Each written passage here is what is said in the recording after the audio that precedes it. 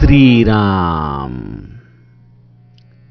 आपल्या सर्वांच्या हृदयस्थ वसणाऱ्या आत्मारामास साष्टांग प्रणिपात करून गोस्वामी तुलसीदास रचित श्री रामचरितमानस या ग्रंथातील जो सप्तम सोपान उत्तरकांड याचं आपण चिंतन करत आहोत. सज्जन हो, हे आपलाच कथा चिंतन क्रमांक 1256. आपण गेल्या कथा चिंतनामधून रुद्राष्टकाचं असलेलं हे चिंतन बघितलं. या रुद्राष्टकाच्या या 4 असलेल्या रूपांचं देखील आपण दर्शन घेतलं, ज्यामध्ये गोस्वामीजींनी महादेवाचं स्वरूप, रूप, त्याचे गुण आणि त्याच्या भक्तीचं असलेलं हे अनन्यसाधारण महत्व आम्हाला समजावून सांगितलं. हे रुद्राष्टक जो कोणी नित्य नियमाने अत्यंत प्रेमाने गाईल, महादेव त्याच्यावरती प्रसन्न होईल, हा आशीर्वाद देखील या रुद्राष्टकाला सिद्ध करून गोस्वामीजींनी आम्हाला दिला. आपण म्हणतो ना की औषध हे सिद्ध असलं पाहिजे. सज्जनो, त्याप्रमाणे संत हे आम्हाला भवरोगातून बाहेर काढणारं या रुद्राष्टकासारखं सिद्ध औषध देतात. आमचं कार्य आहे केवळ त्याचं सेवन करणं, भावनेने, भक्तीने, मनापासून, आणि तो जे करेल त्याच्यावरती रुद्र प्रसन्न राहील. महादेवाचा क्रोध शांत झाल्यानंतर महादेवाने पुनश्च एकदा आकाशवाणी केली की हे ब्राह्मण, वर मागा, काय पाहिजे तुम्हाला. यावरती भुषुंडीजींच्या गुरुजींचं हे अति कोमल रूप आपल्याला दिसून येतं की खरं तर त्यांना वरदान मागायला सांगितलेलं आहे, परंतु गुरुजी आपल्या आश्रिताकडे पाहत म्हणतात की तुम्ही मला लौकिक दृष्टीने काही देऊ नका, मला केवळ आपल्या चरणांची भक्ती द्या.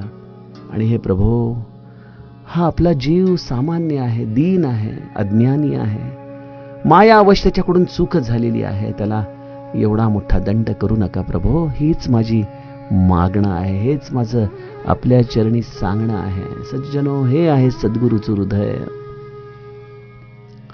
त्यामुळं ते म्हणतायत की संकर दीन दयाल अब एही पर होहु कृपाल, साप अनुग्रह होई जेही नाथ थोरही काल. याचं थोडक्यामध्ये पापक्षलन करून याच्यावरती आपला अनुग्रह करा, अशा रीतीने भुषुंडीजींच्या गुरूंनी महादेवाकडे मागणं केलंय. इथून पुढील कथाभाग गोस्वामीजी गाऊ लागतात. एही कर होई परम कल्याणा, सोई करहु अब कृपा निधाना. विप्रगिरा सुनि परहित सानी, एवमस्तु इति भई न भवानी. जदपि कीन्हि दारुण पापा, मैं पुनि दीन्हि कोप करि सापा. तदपि तुम्हारी साधुता देखी, करियहूँ एहि पर कृपा विशेषी. क्षमाशील जे पर उपकारी, ते द्विज मोहि प्रिय जथा खरारी. मोर श्राप द्विज व्यर्थ न जायहि, जन्म सहस अवश्य यह पायहि. जनमत मरत दुसह दुख होई, एहि स्वल्पहु नहीं व्यापी सोई. कवनेउ जन्म मिटी ही नहीं ज्ञाना, सुनहि शूद्र मम वचन प्रवाना. रघुपति पूरी जन्म तव भयउ, पुनितय मम सेवा मन दयउ. पुरी प्रभाव अनुग्रह मोरे, राम भगति उपजी उरतो रे। सुनु मम बचन सत्य अब भाई, हरितोषण व्रत द्विज सेवकाई। अब जनि करहि विप्र अपमाना, जाने सुसंत अनंत समाना। इंद्र कुलिस मम सूल बिसाला, काल दंड हरि चक्र कराला। जो इन्ह कर मारा नहीं मरई, विप्रद्रोह पावक सो जरई। अस विवेक राखेहु मन माही, तुम कह जग दुर्लभ कछु नाही। और एक शीशा मोरी, अप्रतिहत गति हो यही तोरी। सुनि शिव बचन हर्षि गुर, एवमस्तु इति भाक्षी। मोहि प्रबोधि गयहु गृह, शंभु चरण उर राखी। प्रेरित काल बिंधि गिरी, जाई भयहु मैं बाल। पुनि प्रयास बिनु सो तनु, तजऊ गए कछु काल।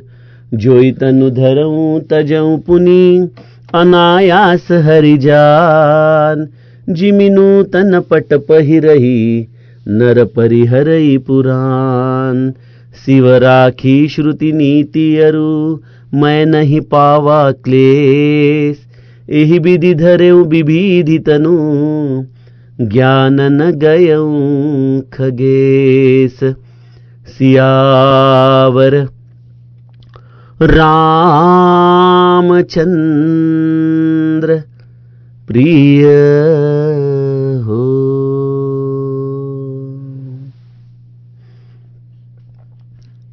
सज्जन हो, जसं जसं आता आहे उत्तरकांड आणि अर्थातच आपलं तुलसी रामायण विरामाच्या दिशेने जाऊ लागलेलं आहे. जणू काही गोस्वामीजींची वाणी देखील हे संपूच नये अशा पद्धतीने या दोह्यांचं गायन करते. आपण आता बघाल की इथपासून प्रत्येक दोहा हा कधी 8 चौपायांचा तर त्याही पेक्षा अधिक अशा पद्धतीने गोस्वामीजींनी गायलेला आहे. त्यामध्ये छंद आहेत, सोरठे आहेत, वेगवेगळे सिद्धांत आहेत, वेगवेगळ्या पद्धतीने ज्ञान आणि भक्तीचं विवरण गोस्वामीजींनी आम्हाला सांगितलेलं आहे. आणि आपलं हे कर्तव्य आहे की या प्रत्येक गोष्टीला न्याय देत, निदान स्पर्श करत आपण त्याच्या गुह्यतेमध्ये तर प्रवेश निश्चितच करू शकणार नाही, परंतु जेवढी काही मती आपल्याला आहे त्या पद्धतीने आपण त्याला न्याय देण्याचा प्रयत्न करत जाणार आहोत. त्यामुळं हे रामायण अजूनही आपल्या हातामध्ये किती शिल्लक आहे हे केवळ भगवंतालाच ठाऊक आहे. असो, आपण कुठला कथाभाग बघतोय? भुषुंडीजींच्या गुरूंनी महादेवाला विनंती केलेली आहे. बघा, सद्गुरूचं हृदय आणि मानवाचं, एक सामान्य जीवाचं हृदय यामधला सुंदर फरक आपल्याला इथं दिसून येतो. म्हणूनच तर नाथांनी आपल्या अभंगामध्ये म्हटले ना की वर्णावी ती थोरी एका सद्गुरूची, येरा मानवाची कामा नये. सद्गुरूचीच थोरी वर्णावी, कारण सामान्य मनुष्याची कितीही जरी स्तुती केली तरी आपल्याला काहीच प्राप्त होणार नाही त्यामधून. सद्गुरूच्या हृदयाची विशालता, व्यापकता, त्याच्या मनाची सूक्ष्मता याच्या जवळपास देखील सामान्य जीव जाऊ शकत नाही. सज्जनो, क्षणभर विचार करा की आपण भुषुंडीजींच्या गुरूंच्या जागी आहोत आणि महादेव आपल्यावरती असा अकारण प्रसन्न झालेला आहे. आपण हे रुद्राष्टक गायलंय ते महादेवाला शांत करण्यासाठी, त्याची स्तुती गायलेली आहे आणि तो शांत झालेला आहे. जर माझ्या हृदयामध्ये थोडा जरी कर्तेपण असेल आणि महादेव जेव्हा प्रसन्न होऊन मला वरदान देतोय, मागून घ्या मागून घ्या म्हणतोय, मी काय मागीन हो, काय मागीन? माझ्यासारखा जर प्रापंचिक जीव असेल तो तर निश्चित म्हणेल की महादेवा जरा बँक बॅलन्समध्ये आणखीन शून्य वाढव, आणखीन या 4 गोष्टी राहिल्यात त्या जरा पूर्ण करून दे. ही माझ्यासारख्या सामान्य जीवाचं मागणं असतं. काही अधिकारी परमार्थिक जीव असतील तर ते म्हणाले असते की आम्हाला कदाचित ते परमतत्व जाणण्याची इच्छा आहे, ते परमतत्व तू आम्हाला मिळवून दे, आम्हाला मोक्ष दे. परंतु माझ्यापासून ते एखाद्या अधिकारी परमार्थामधल्या माणसापर्यंत देखील ज्यांचं ज्यांचं जे काही मागणं आहे ते केवळ आपल्यापुरतं मर्यादित आहे. आणि या उलट सद्गुरूचं जे मागणं आहे ते आपल्या आश्रितासाठी आहे. सद्गुरूंनी स्वतःसाठी काही मागितलं नाही, मला केवळ तुझ्या चरणांची भक्ती पर्याप्त आहे, तेवढी मला तू दे बस. सज्जनो, श्री महाराजांची आई म्हणायची ना की माझा गणू बोलण्यामध्ये अत्यंत चतुर आहे. याच जणू काही आपल्याला इथं अनुभव भुशुंडीजींच्या या गुरूंच्या वाक्यातून येतोय की निज पद भगती देई प्रभू पुनी दूसर बर देहू. मला जर काही द्यायचं असेल तर केवळ आपल्या चरणांची भक्ती द्या. सज्जनो, एक ही अवस्था मागून घेतली ना की जसं मेंढ्यांचा कळपाच्या माग जसा तो प्रमुख जो असतो त्याच्या मागोमाग सगळा कळप जसा जातो, त्याप्रमाणे एक भक्ती तुम्ही मागून घ्या, तुमच्या जीवनामध्ये समस्त अष्टसिद्धी नवनिधी प्रवेश करतात.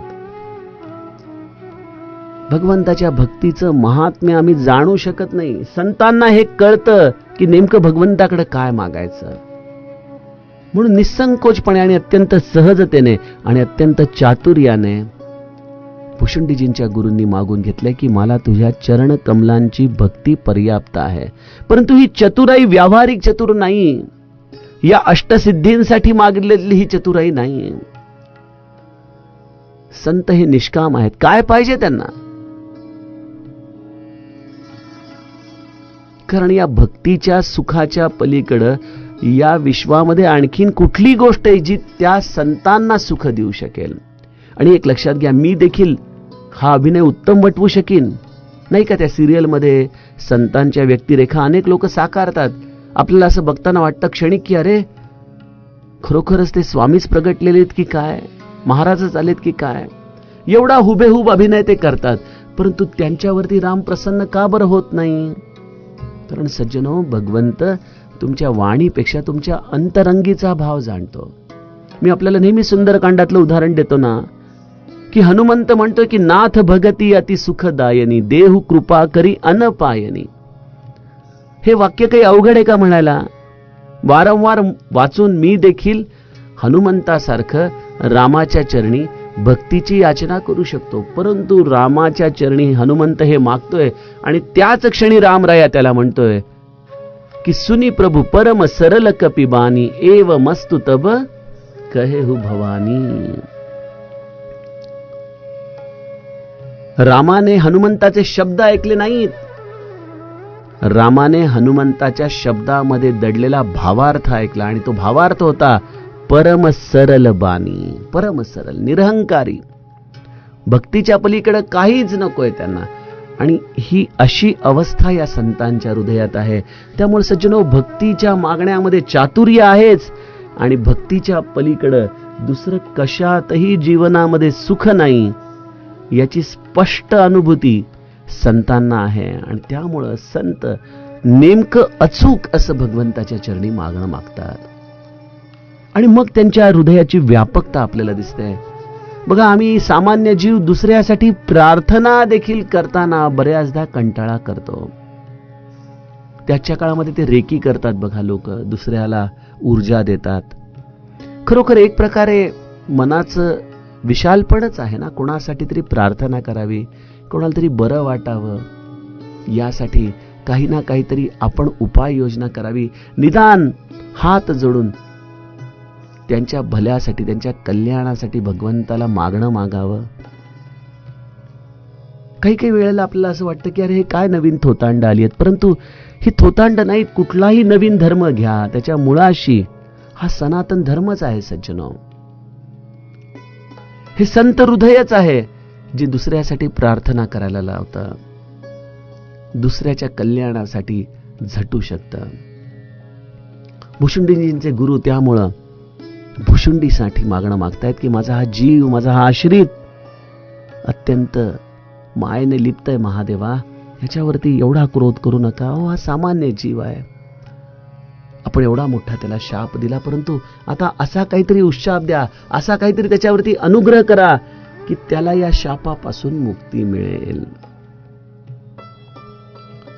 आणि पुन्हा भुशुंडीजींच्या गुरूंच्या असलेल्या या वाक्यामधलं चातुर्य तर बघा. बघा गुरु कसे असतात, त्यांची वाणी कशी असते, त्यांचा संवाद कसा असतो. ते अत्यंत कमी शब्दांमध्ये बोलतात, परंतु जे बोलतात ते अत्यंत मर्माचं बोलतात. ते दीर्घसूत्री नसतात. पाल्हाळ लावणं त्यांना माहित नाहीये. त्यांनी आपल्या मनातला भाव भुशुंडीजींच्या बद्दलचा जो आहे तो महादेवाकडे व्यक्त केला आणि महादेवाच्या कडच सगळं काही सोपवलं. एही कर होई परम कल्याणा, सोई करहु अब कृपा निधाना. बस हे महादेवा, ज्याने त्याचं परम कल्याण होईल तेच आपण करावं. मला काय कळतंय स्वामी, मी तर केवळ हा माझा आश्रित आहे, त्याने केलेल्या या चुकीचं त्याला फळ देणं, दंड देणं योग्यच आहे, परंतु कदाचित मला आपल्याला सांगावं असं वाटतं की त्याची चूक आणि त्याला मिळालेला दंड याची व्यस्तता बघता मला असं वाटतंय की आपण ह्याला काहीतरी उशाप द्यावा. परंतु काय द्यावा हे मी सांगू शकत नाही. मला केवळ एवढंच कळतं की आपण शिव आहात, आपण कल्याण स्वरूप आहात. त्यामुळं आपण आपल्या अंतरंगामध्ये असलेल्या या परम कल्याणाच्या आधाराने त्याचं हित करावं. बस काजू हमार तासु हित होई. बघा महादेवाच्या वाणीमध्ये आणि या भुशुंडीजींच्या गुरूंच्या वाणीमध्ये आणि प्रभू रामचंद्रांच्या वाणीमध्ये किती साधर्म्य आहे. महादेवाने जेव्हा गुरूंची ही वाणी ऐकली, बिप्रगिरा सुनी परहित सानी, एव मस्तु इति भई नभबानी. परहिताने ओथमलेली ब्राह्मणांची ही वाणी जेव्हा महादेवाने ऐकली तेव्हा पुन्हा आकाशवाणी झाली, एव मस्तु. सज्जनो, मी आपणास म्हटलं ना की भगवंत हा शब्दाचा भुकेला नाही, तो तुमच्या भावाचा भुकेला आहे. आणि या भावनेच्या मुळच महादेव क्षणामध्ये एव मस्तु म्हणून या भुशुंडीजींच्या गुरुजींना अनुमोदन देतात. कुठली वाणी आवडते, कुठल्या वाणीला सानी हा शब्द गोस्वामीजींनी वापरलेला आहे. साखर पेरणी केलेले शब्द भगवंताला खचितच आवडतात. तुमच्या वाणीमध्ये माधुर्य असावं, परंतु माधुर्य असलं नसलं तरी कपट मात्र भगवंताला अजिबात चालत नाही. कपट विरहित पाहिजे. आणि कपट विरहित वाणी कोणाची होती? जो परहिताचा विचार करतो, जो दुसऱ्याचा विचार करतो, ज्याला स्वतःचा असा काही स्वार्थ राहिला नाही, तोच दुसऱ्याचं कल्याण करू शकतो. आणि सद्गुरूचं आपल्या सगळ्यांसाठी हेच कार्य आहे जीवनामध्ये. त्याला स्वतःचा असा काय संसार आहे, काय त्याला वेगळं साधायचंय, ज्याला प्रत्यक्ष स्वतःच्या स्वरूपाचं दर्शन झालंय, ज्याला या भक्तीचं वरदान प्राप्त झालंय, त्याला आता आणखीन कुठलं सुख मागायचंय भगवंताकडं. परंतु तरी देखील ते नित्य भगवंताचं भजन करतात, उपासना करतात.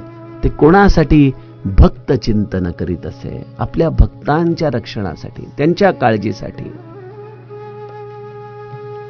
आणि त्यामुळे श्री महाराज अधिकारवाणीने सांगतात की मी रामाला सांगावं आणि रामाने करू नये असं कधी झालेलं नाही. नवे नवे मी रामाच्या हाताला धरून आपलं कार्य करून घेईन. केवढा अधिकार आहे सज्जनो. म्हणून सद्गुरूचे चरण आपण घट्ट धरून राहा, त्याला शरण जा, त्याची उपासना त्याने सांगितलेल्या मार्गावरती मनापासून करा.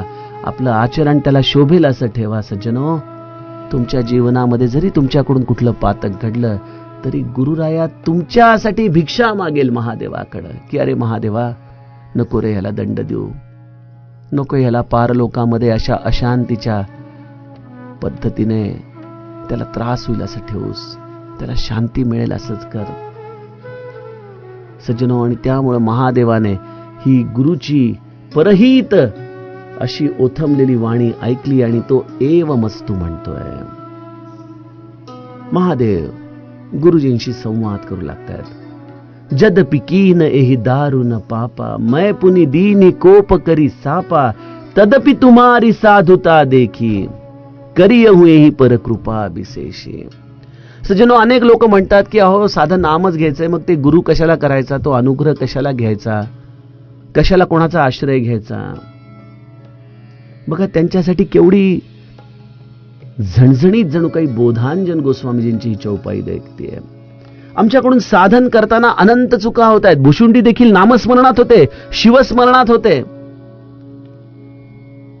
परंतु ते या शिवस्मरणामध्ये असताना जे पातक करून बसलेले आहेत गुरुच्या अपमानाचं, क्षणभर विचार करा की त्यांच्याकडून दुसऱ्या कुठल्या तरी ब्राह्मण वृंदाला शाप दिला गेला असेल. सहज स्मरणामध्ये येतंय की जय विजयची काय चूक होती, खरं ते आपलं कर्तव्यच करत होते, होय की नाही. परंतु सनकादिक मुनींची झालेल्या या अपमानामुळे जय विजयला वैकुंठामधून थेट या हिरण्याक्ष आणि हिरण्यकश्यपूच्या राक्षसी योनीमध्ये जन्म घ्यावा लागला.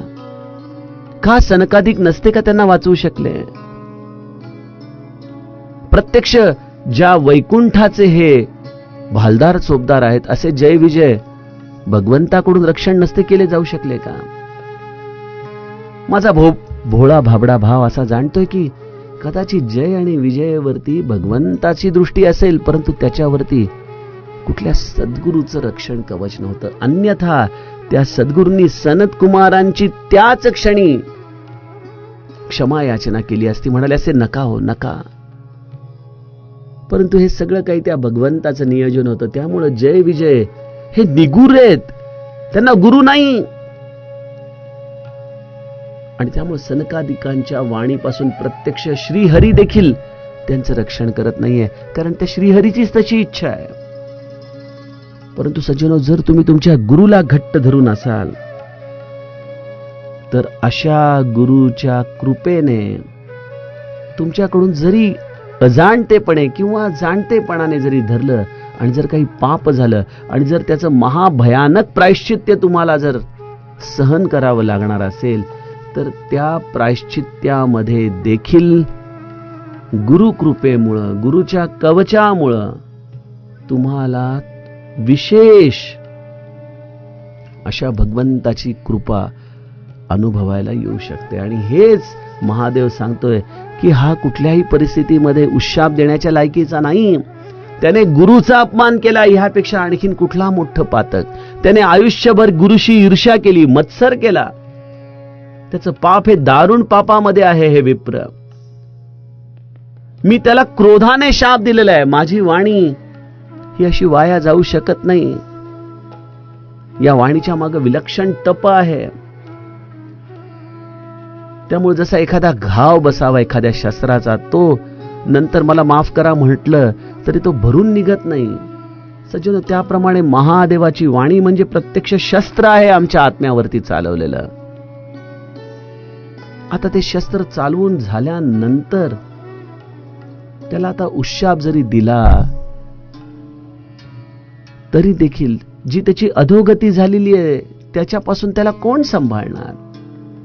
त्यामुळे महादेव म्हणतात की याच्या या दारुण पापापासून खरं तर याची सुटका नाही. परंतु काय सांगू, मी आपल्या साधुतेकडे बघतोय, विचार करतोय की आपला हा आश्रित आहे, आपली ही अशी विलक्षण दिव्य साधना, आपला हा भाव, आपली ही विनम्रता, आपली ही परहितासाठी असणारी झटण्याची वृत्ती, हे सगळं बघितल्यानंतर मला मनामध्ये खरोखर असं वाटतंय की कदाचित ह्याला दिलेला शाप हा थोडासा जास्तच दाहक आहे.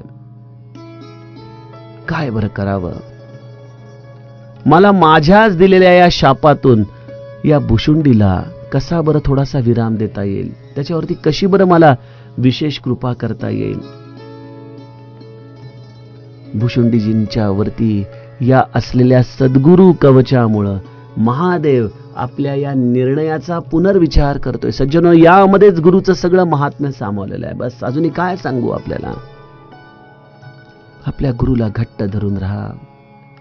आपल्या जीवनामध्ये असलेल्या समस्त पातकांमध्ये आपला गुरु आपल्याला पोटाशी धरेल. क्षमाशील जे पर उपकारी, ते द्विज मोही प्रिय जथा खरारी. जे असे ब्राह्मण, असे द्विज जे क्षमाशील आहेत, परोपकारी आहेत, ते मला अत्यंत प्रिय आहेत, जसा माझा राम मला प्रिय आहे. काय महादेवाचा भाव आहे, काय मनमोकळेपणाने केलेला संवाद आहे. महादेव भुशुंडीजींच्या गुरूंना म्हणतोय की आपण कसे आहात, क्षमाशील आहात आणि परोपकारी आहात.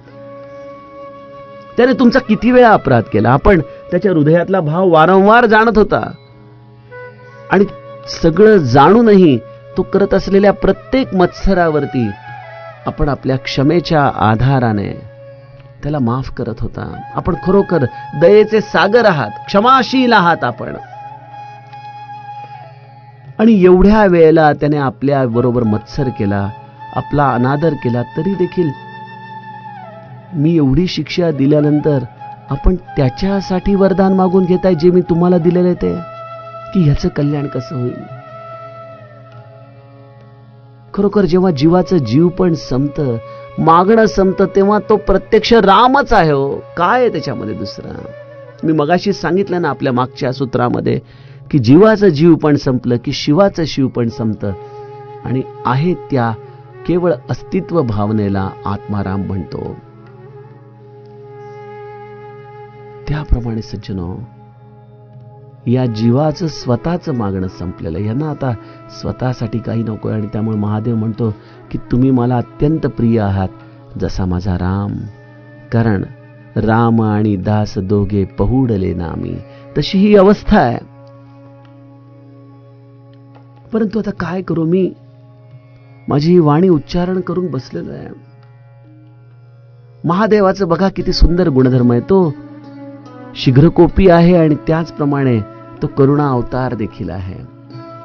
क्षणामध्ये त्याला संताप येतो आणि क्षणामध्ये त्या संतापाचं परिवर्तन प्रेमामध्ये होतं. सज्जनो, जे असे अनेक अधिकारी सत्पुरुष असतात ना, कधी जीवनामध्ये त्यांना तुम्ही जवळून पाहायचा योग आला तर बघा, ज्याला आपण आजच्या काळामध्ये मूड स्विंग म्हणतो ना, तसा त्यांच्यामध्ये असतो बरं. क्षणामध्ये संतप्त होतात आणि क्षणामध्ये तुमच्या पाठीवरून प्रेमाचा हात फिरवतात, डोळ्यामध्ये अश्रू दाटून येतात त्यांना. कदाचित सामान्य जीवांच्या दृष्टीने हे वागणं विक्षिप्तासारखं वाटू शकेल, परंतु यांना तुमच्या मतमतांतरांच्या आधाराने काही ठरवायचं नसतं. ते त्यांच्या आत्मनिमग्न स्थितीमध्ये असतात, आनंदामध्ये असतात. अक्कलकोटचे स्वामी काय फार अवघड काम त्यांचं, परंतु तेवढंच लगेच पोटाश धरून प्रेम देखील करणारे तेच होते ना. श्री महाराजांच्या बद्दल देखील पूज्य बाबा म्हणतात ना की श्री महाराजांनी एखाद्याची कान उघडणी केली तरी ते रट्टे खावे असं वाटायचं. म्हणजे हा गुरुचा संताप देखील कधी कधी आपलं कल्याण करणाराच ठरतो. असे हे सद्गुरू जेव्हा महादेवाच्याकडं या जीवाच्यासाठी प्रार्थना करतात आणि त्याप्रमाणे महादेव देखील क्षणामध्ये आपला संताप एका संतोषाच्या आधारामध्ये बदलून घेतो, तेव्हा या महादेवाचं चालतं बोलतं रूप आपल्याला या समस्त संत चरित्रांमध्ये दिसू लागतं. मोर श्राप द्विज व्यर्थ न जायही. आता मी जो श्राप देऊन ठेवलेला आहे तो व्यर्थ तर जाणार नाही. मी माझ्या शापामध्ये म्हटलं की तुला 1000 जन्म घ्यावे लागतील, तर निश्चितच याला 1000 जन्म घ्यावे लागतील. यामध्ये कुठलाही दुसरा पर्याय उपलब्ध नाही. परंतु हे 1000 जन्म जरी त्याला घ्यावे लागत असले तरी देखील एक उशाप मी तुमच्याकडे बघून घ्यायला देतो. काय उशाप आहे? जनमत मरत दुसह दुख होई, एही स्वल्पहु नाही व्यापी ही सोयी. आपण रुद्राष्टक गाताना म्हटलं ना की जरा जन्म दुःखोग्य तातप्यमानम प्रभो पाहि आपन्न मामीश शंभो. म्हातारपण, जन्म आणि दुःख या 3 जीवांच्या अवस्थांमध्ये आम्हाला जो भयानक त्रास सहन करावा लागतो, हजारो जन्म जरी याला घ्यावे लागले तरी कुठल्याही जन्मामध्ये याला जन्म कळा सहन करावे लागणार नाही. जन्माच्या वेळेला जो जीव घुसमटतो तो त्याला सहन करावा लागणार नाही. जे वार्धक्यामुळे शरीर थकून जातं, नको नकोसं होतं, गलित गात्र होतो, तो त्रास याला होणार नाही. आणि मृत्यूच्या वेळेला जेव्हा हा प्राण या देहाला सोडत असतो, श्री महाराजांच्या भाषेमध्ये हजारो इंगळ्या एकाच वेळेला चाव्यात, असा हा दुस्सह त्रास जो त्याला होत असतो, तो त्याला अगदी अल्पमात्र देखील होणार नाही. जनमत मरत दुसह दुख होई, एही स्वल्पहु नाही व्यापी ही सोयी. सज्जनो हो, या एका उशापामध्येच महादेवाने त्याला त्या जन्मांमध्ये काय प्राप्त होणार आहे याचं बीज देऊन टाकलेलं आहे. ही अवस्था त्यालाच प्राप्त होऊ शकते ज्याने आयुष्यभर भगवंताचं नाम घेतलंय. त्याला वार्धक्य प्रसन्नता प्रदान करतं, त्याला मृत्यू देखील सोहळ्यासारखा जगता येतो. हे आहे महादेवाच्या कृपा आशीर्वादाचं फळ. यातील पुढील कथाभाग आपण उद्याच्या कथा चिंतनामध्ये बघूयात. जानकी जीवन स्मरण. जय जय राम.